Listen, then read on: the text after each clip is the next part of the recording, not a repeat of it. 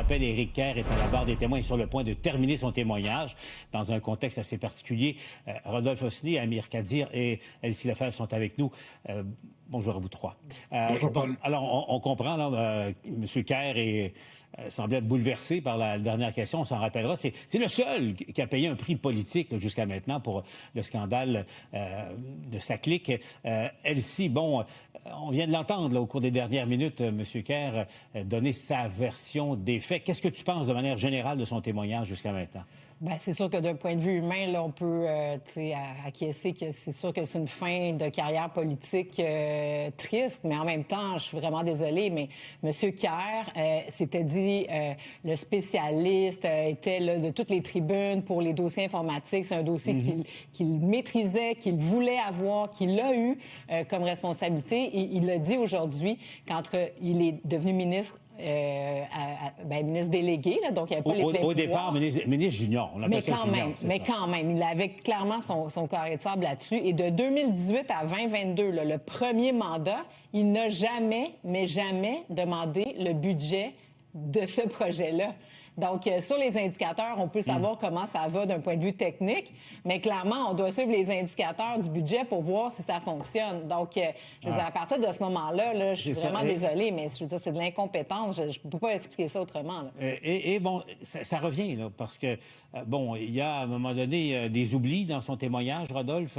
À d'autres moments, au fond, ce qu'il laissait entendre, c'est que ça ne relevait pas de lui, ça relevait de son collègue Bonnardel, par exemple, ou du Conseil du Trésor. Et c'est un peu ce qu'on entend jusqu'à maintenant. Là, c'est la faute de l'autre. Oui, exactement. Ça veut dire, comme Elsie vient de le dire, on ne peut pas d'un côté être dans l'opposition et dire les budgets, ils dépassent les coûts, puis une fois qu'on devient ministre, dire « Ah non, les budgets, c'est pas ma responsabilité, c'est le ministère des Transports », puis ensuite de dire « Bon, ben j'étais pas ministre en titre, j'étais ministre délégué, c'était à la ministre, en tout cas au ministre Bonnardel », puis ensuite de dire « Ah, je deviens ministre, mais… » Ils m'ont dit que c'était correct. Je ne suis pas allé plus loin. Ça veut dire qu'il y a quand même des trous, je pense, dans son témoignage. Puis, il y a deux opportunités. Il y a quand même eu deux opportunités de rencontrer le ministre Bonnardel à la demande du chef de cabinet du ministre Bonnardel.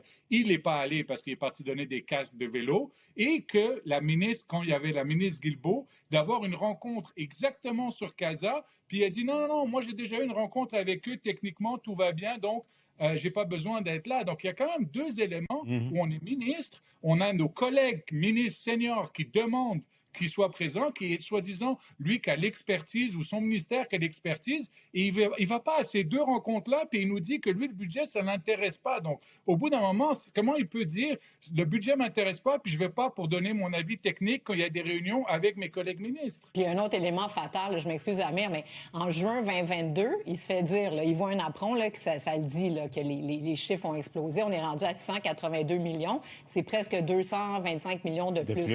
Et il dit... Ah non, je suis pas flabbergasté de ces chiffres-là. Ben là, écoutez, là, si 225 millions, c'est pas quelque chose d'important, je me demande bien c'est quoi, là? Amir? Moi, ça me désole profondément. Pas parce que je crois que toutes les fautes sont attribuables à ces ministres ou à ce gouvernement uniquement, mais disons que la CAQ, qui avait pourtant promis, projeté une vision de responsabilité après des gouvernements libéraux qu'on avait fort critiqué pour la gestion des deniers publics. On se rappellera la commission Charbonneau, parce que ce qui se passe avec la commission Galland nous rappelle malheureusement à des airs de déjà-vu.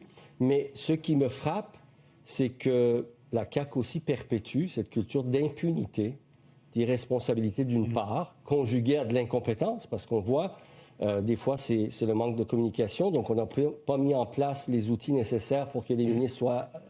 informés. Puis ensuite, il y a une espèce de manque de volonté. Puis là, on se demande pourquoi cette manque de volonté? Pourquoi cette nonchalance? Est-ce que c'est un aveuglement volontaire parce que des éléments influents qui sont à la tête de ces initiatives et qui ont leur lobby, qui ont leur entrée et qu'on veut protéger, ou c'est juste parce qu'on pense que c'est pas important? Puis là, ça aggrave encore plus le tableau. Et tout ça, Paul, le problème, c'est que ça vient après une autre décennie dans laquelle on a baigné, la décennie des années 2010 avec la commission Charbonneau, ça vient aggraver davantage le cynisme de la population par rapport à... Mais ces élus-là, quand est-ce qu'ils vont être responsables? Un bénéficiaire d'aide sociale qui oublierait de regarder ses chiffres, ses rapports financiers, ses comptes, puis qui dirait « je m'en souviens pas, je me rappelle pas, peut-être c'est arrivé, mais je ne sais pas », on lui tomberait dessus à bras raccourcis, on couperait ses vivres, on le punirait de manière très sévère sur le plan financier, et là, nos ministres défilent sans conséquence.